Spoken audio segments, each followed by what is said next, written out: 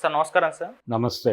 Sir లగచర్లలో మనం మొన్న చూసాం కలెక్టర్ని రైతులు దాడి చేయడం చూసాం. ఆ విజువల్స్ అన్నీ కూడా సోషల్ మీడియాలో సర్క్యులేట్ అయ్యాయి. అయితే ఈ ఇష్యూకి సంబంధించి అక్కడ బీఆర్ఎస్ మాజీ ఎమ్మెల్యే పట్నం మహేందర్ గారు అరెస్ట్ అయ్యారు.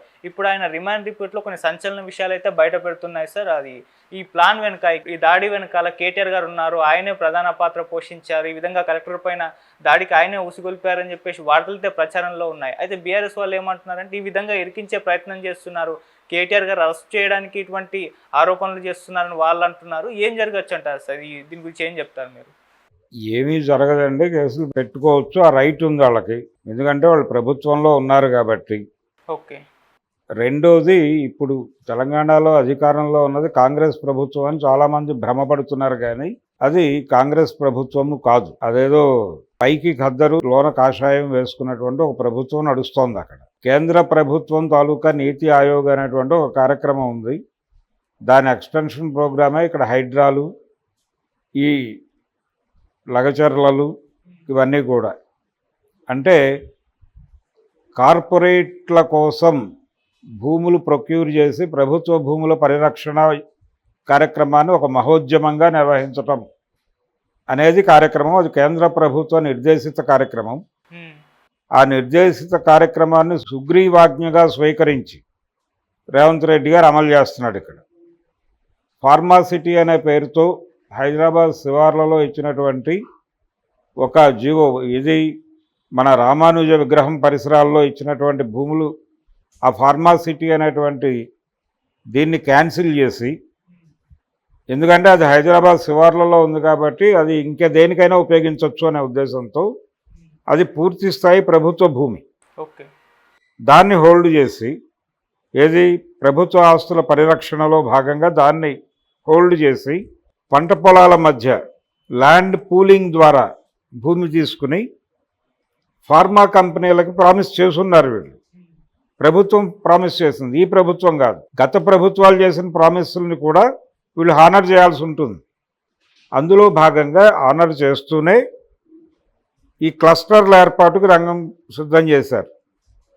ఈ క్లస్టర్ల ఏర్పాటు ఏంటి? ప్రతి చోట 2000 ఎకరాల నుంచి ఇంకొంత ఇస్తారు వీళ్ళు.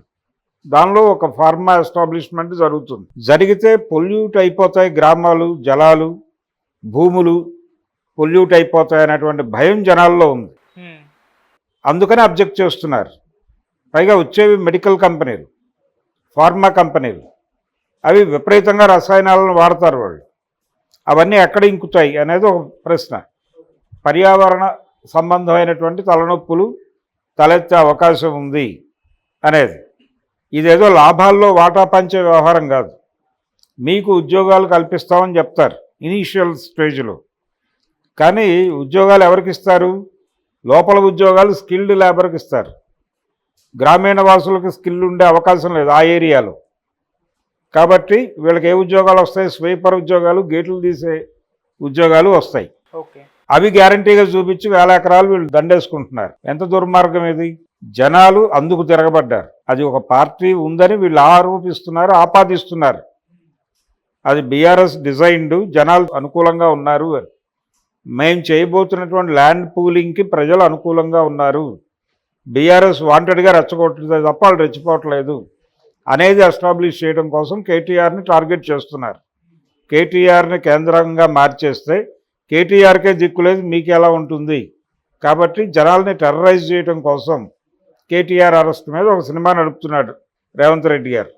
దీని వెనకాలన్న ఉద్దేశం అది. వాళ్ళు చాలా స్పష్టంగా ప్రభుత్వ భూములు పరిరక్షించి కార్పొరేట్ అవసరాల కోసం వినియోగించడానికి ఒక ల్యాండ్ బ్యాంకుని సిద్ధం చేసుకుంటున్నాయి అన్ని ప్రభుత్వాలు. తెలంగాణ మాత్రమే కదా, ఆంధ్రాలో జరుగుతోంది అదే, మహారాష్ట్రలో జరుగుతోంది అదే, మధ్యప్రదేశ్లో జరుగుతోంది అదే.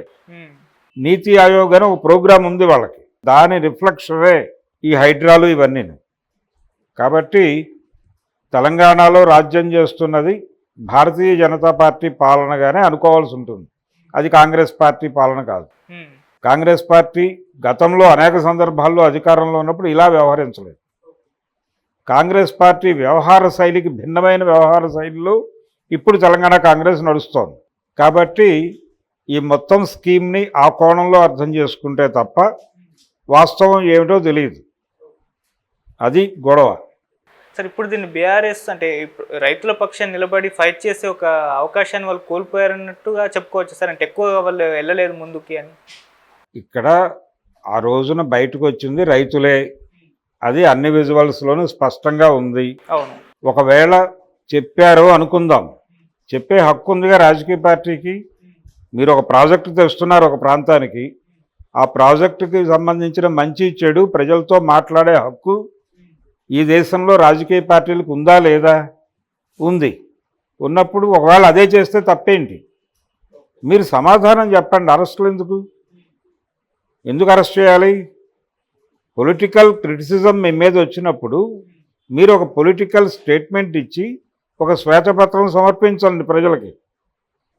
ఎందుకు మీరు ఫార్మాసిటీ రద్దు చేసి ఆ ల్యాండ్ సెక్యూర్ చేసి ల్యాండ్ ప్రొక్యూర్మెంట్ కోసం ఎందుకు వెళ్ళారు? దానికి సమాధానం చెప్పమనండి. అది లేకుండా అక్కడెక్కడో ప్రజలు తిరగబడ్డారు, దానికి వెనకాల టీఆర్ఎస్ ఉంది, లేకపోతే బీజేపీ ఉంది, లేకపోతే మరో పార్టీ ఉందని చెప్తే ఎట్లా కుదురుతుంది? ఆ పార్టీలు ఆ రకమైన డిమాండ్తో గతంలో మీ ప్రభుత్వం దగ్గరికి వచ్చి ఉండొచ్చు. ఓకే. అంత మాత్రం చేత వాళ్ళే ఇవన్నీ చేశారని మీరు ఎట్లా నిర్ధారిస్తారు? పబ్లిక్ ఒపీనియన్ అది. జనాలు సిద్ధంగా లేరు. మీరు చేస్తున్నటువంటి అభివృద్ధి పేరుతో మీరు చేస్తున్న దుర్మార్గాల్ని ఓర్చుకునే ఓపిక నశించి వీధిలోకి వచ్చారు ఆ రోజు. అది మీకు అర్థం కావాలి. అది అర్థం చేసుకోకుండా మళ్ళీ మీరు రివర్స్లో జనం మీద దాడి చేసే పద్ధతిలోనే మాట్లాడుతున్నారు. అంటే ఇది పాత కాంగ్రెస్ తరహా ప్రభుత్వం అయితే కాదు. గతంలో ఎవరు ముఖ్యమంత్రిగా ఉన్నా, అది బ్రహ్మానందరెడ్డి కావచ్చు, వెంగళరావు కావచ్చు, పివి నరసింహారావు కావచ్చు, మరొకరు కావచ్చు, ఇంతకంటే పెద్ద ఎత్తున ఉద్యమాలే జరిగినాయి. విశాఖ ఉక్కు ఉద్యమం కావచ్చు, జయాంధ్ర ఉద్యమం కావచ్చు, అది సీరియస్గా పోలీసులతో అణిచివేశారు. ఓపెన్గా చెప్పే జరిగింది. అది మసిబూసి మారేడికాయ చేయలే. ఇప్పుడు అది కనిపిస్తోంది. Okay sir. ఇప్పుడు కూడా అంటే ఇంత వ్యతిరేకత వచ్చినా కూడా ఫార్మా కంపెనీ చేపడతామన్నట్టుగానే వాళ్ళు మాట్లాడుతున్నారు. దాన్ని ఆపే యోచనలో అయితే కనబడట్లేదు. ఫార్మా కంపెనీలు, ఫార్మా క్లస్టర్లు తీసుకురావడం అనేది అభివృద్ధి అని చెప్తోంది ప్రభుత్వం. ఎవరికి అభివృద్ధి? ఫార్మా కంపెనీలు ఇక్కడ రావడం ద్వారా ప్రభుత్వంలో ఉన్న పెద్దలకి ప్రయోజనం. అక్కడ ప్రజలు నష్టపోతారు, వాళ్ళకు ఉపాధి అవకాశాలు రావు. నీకు నిజంగా అక్కడ ప్రజలను ఉద్ధరించే కార్యక్రమం ఉంటే ఇమ్మీడియట్గా ఫార్మా కంపెనీల్లో కావలసిన ఉద్యోగులకి ఏ టెక్నాలజీ ఉండాలో, ఏ జ్ఞానం ఉండాలో అది కనుక్కుని ఆ జ్ఞానాన్ని ఇవ్వటం కోసం ఇప్పుడు ఎలాగో క్లస్టర్ అనగానే ఇమ్మీడియట్గా అవ్వదు. అక్కడ యాక్టివిటీ మొదలై అది కంక్లూడ్ అవడానికి టైం పడుతుంది. ఈ కంక్లూడ్ అయ్యే టైంని మీరు అక్కడ విద్యార్థుల్ని ట్రైన్ చేయండి. ఆ కంపెనీకి కావాల్సిన స్కిల్డ్ లేబర్ని మీరు తయారు చేయండి. దానికి సంబంధించిన వ్యవస్థ పెట్టి అప్పుడు మాట్లాడండి. ఓకే. ఇవేవీ లేకుండా వన్ సైడెడ్గా మీరు ల్యాండ్ పూల్ చేసేసి జనాల్ని బేదఖలు చేసేసి అభివృద్ధి జరుగుతోంది, అందులో మీరు భాగస్వాములు అవుతారని పిచ్చి మాటలు మాట్లాడితే ఎలా? అదే జరుగుతోంది. మీకు సిన్సియారిటీ ఉంటే మీ ఆచరణ అర్థమైపోతుంది. మీకు అది లేదు. ఓకే.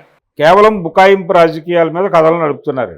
చాలా స్ట్రైట్గా ఫార్మాసిటీ పేరుతో గతంలో నోటిఫై చేసినటువంటి ల్యాండ్ని ఇంకేదో కార్పొరేట్ కంపెనీకి అప్పచెప్పడం కోసం ఈ డ్రామా ఆడుతున్నారు.